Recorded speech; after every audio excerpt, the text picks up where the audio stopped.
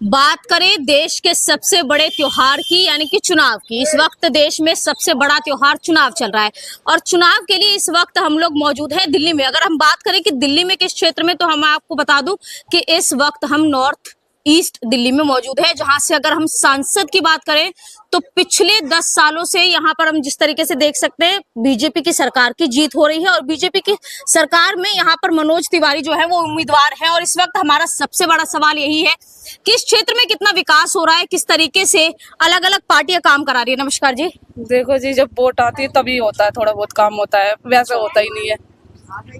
वैसे नहीं होता है। नाली वाली बेकार हो रही है, मकानों में पानी जा रहा है, ऐसा ही हो रहा है। दिल्ली में अगर बात करें तो पिछले 10 सालों से भाजपा की सरकार है। हाँ जी, ऐसा ही हो रहा है काम तो। देखो तो आपको क्या लगता है पिछले 10 सालों में इस क्षेत्र में विकास हुआ है? कुछ ही नहीं हुआ। नाली देखो जाके, मकानों में पानी जा रहा है, नाली भी नहीं बनी है, नाली बेकार हुई पड़ी है, बच्चे गिर जाए तो दिखाई नहीं दे, इतनी गहरी नालियां है।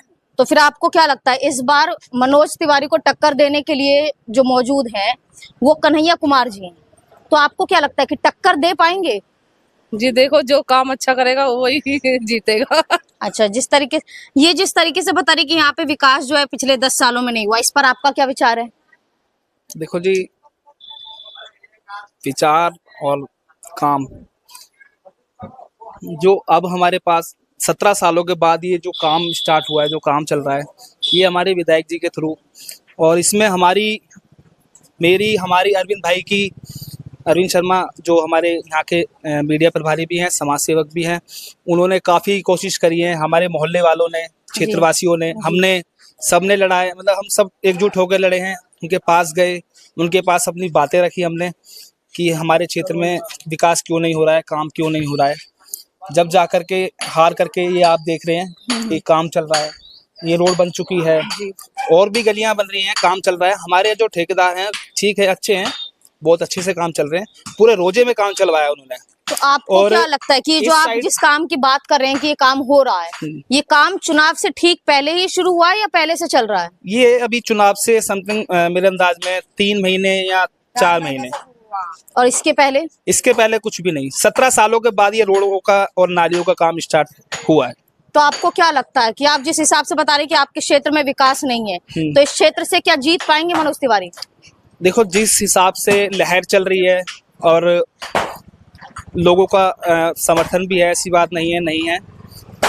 और दूसरा मुद्दा श्री राम मंदिर का, ठीक है, जो मोदी जी ने किया है बहुत अच्छा किया है। उस लहर के ऊपर मनोज तिवारी जी किया, अगर इसके बाय फेस कोई और भी फेस होता तो वो भी निकल जाता। तो आपको क्या लगता है कि मनोज तिवारी अपने बलबूते पे जीतेंगे, अपने उन्होंने जो काम करवाया उसके बलबूते पे जीतेंगे, या मोदी की जो लहर चल रही है, मोदी जी की जो लहर चल रही है जी, उसके बलबूते पे निकलेंगे मनोज। आपका शुभ नाम? जगदीश शर्मा। क्या लगता है इस बार जो चुनाव का माहौल है उसमें जीत किसकी होती हुई दिखाई दे रही है? देखिए, बाहर देश से, कंट्री से बाहर के लिए तो अभी हमारे मोदी की लहर चल रही है और जो कुछ काम किया है देश के अंदर मोदी ने बहुत अच्छा किया। देश में चल रहा है तो देश की बात करते हैं। हाँ, देश की बात। और यहाँ की रही बात ये कि मनोज तिवारी की कोई वैल्यू नहीं है। क्यों वैल्यू नहीं है? एक मोदी की तरफ से लहर जो है, एक छोटा सा आदमी भी खड़ा हो जाए तो वो जीतेगा, क्या कहते हैं, बीजेपी जीतेगी। नहीं, 7 साल में 5 साल में मोदी यहाँ मनोज तिवारी आया कहाँ से है? कोई कह देगा कॉलोनी के अंदर का मनोज तिवारी यहाँ पर आया है, कॉलोनी का देखा, किसी का दुख सुख देखा है मनोज तिवारी का? ये तो मनोज तिवारी कौन है? बिहारी आदमी, क्या कहते हैं, वहाँ पे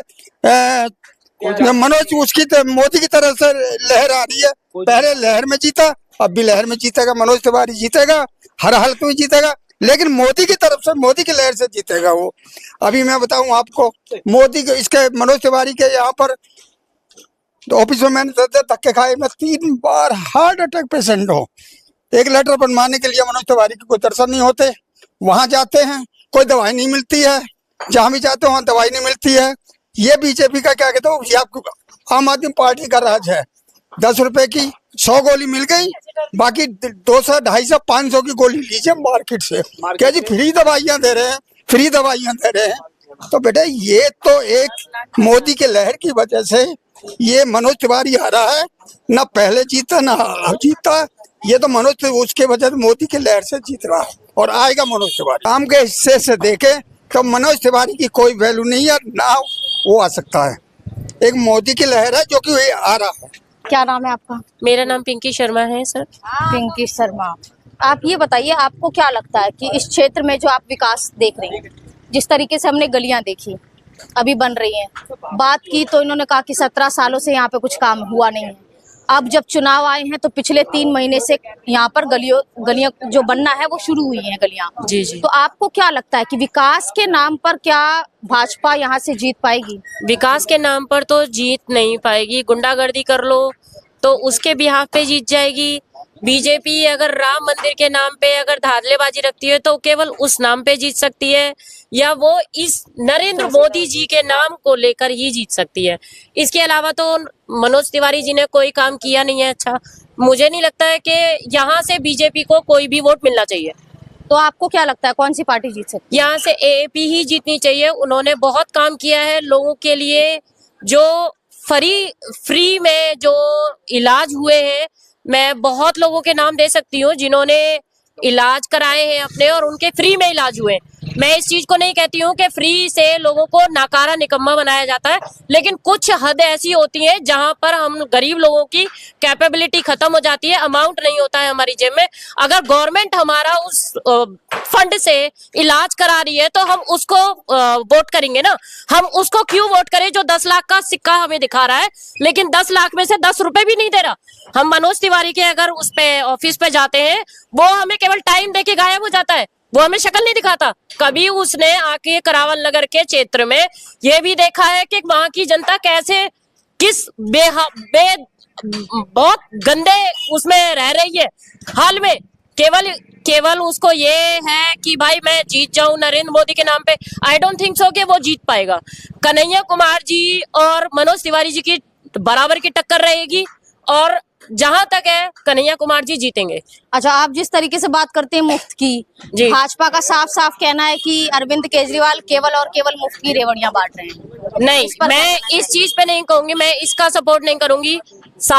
मुफ्त की बांटी गई है तो उस गरीब तबके से जाके पूछो जिसके घर में अगर 1200 रुपए एक लेडीज कमा रही है और 10,000 एक आदमी कमा रहा है, तो आप मुझे एक बात बताइए, 3,000 रुपए अगर मकान का किराया उसने दे दिया और 2,000 रुपए उसने अगर दूध के दे दिए और उसके 5,000 उसकी दवाइयों में लग गए, तो बताइए वो बिजली का बिल अगर उसने माफ कर दिया है तो उसको कितना सहारा मिला? उसको कितना सहारा मिला? मुफ्त की रेवड़ियां नहीं बांट रहा है। अगर केजरीवाल के बारे में सोचा जाए तो मुफ्त की रेवड़ियां नहीं है। उस गरीब तबके से जाके पूछो वो कैसा अपनी उसमें जी रहा है। गरीब तबके की आज भी सैलरी वही है और 10 साल पहले भी वही सैलरी थी। अच्छा, क्या बोल रहे हैं सर? आप इधर आ जाइए, इधर आइए, इधर थोड़ा सा और जी बोलिए। केजरीवाल फ्री का जो बिजली पानी दे रहा है ठीक है, लेकिन सैलरी किसी डिपार्टमेंट में डीटीसी में 6 महीने तो पेंशन नहीं मिलती। डीटीसी में 6 महीने तो पेंशन नहीं, किसी भी एमसीडी में तनख्वाह नहीं, कहीं तनख्वाह नहीं, किसी को तनख्वाह नहीं कर्मचारी को। और ये सब हाल आप कह रहे हैं कि हालात खराब है, बिल्कुल खराब है। आम आदमी पार्टी को तो वोट देना, गड्ढे में डालना है। आप एक मिनट, आप जिस हिसाब से कह रहे हैं कि कन्हैया कुमार देशद्रोही है, एक चीज का जवाब दीजिए। आप जिस तरीके से कहते हैं कि कन्हैया कुमार देशभक्त नहीं, ठीक है, तो अगर ऐसा ही था तो जब उसको टिकट मिला चुनाव लड़ने के लिए तब क्यों नहीं देखा गया?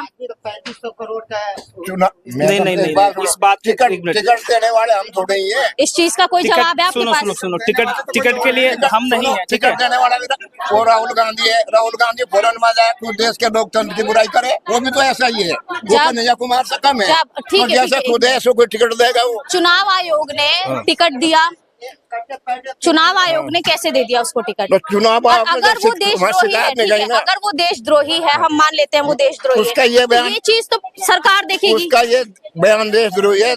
हिंदुस्तान तेरे टुकड़े टुकड़े होंगे, जेएनयू में ऑन रिकॉर्ड है। अच्छा, तो उसने ऐसा क्यों बोला? आपको क्या लगता है? और वो यहाँ बाहर बिल्कुल हारा का 100% हारा का कन्हैया को कोई जानता ही नहीं उसको। यहाँ बाहर तो थोप दिया यहाँ पे लाकर उसको कौन जाने।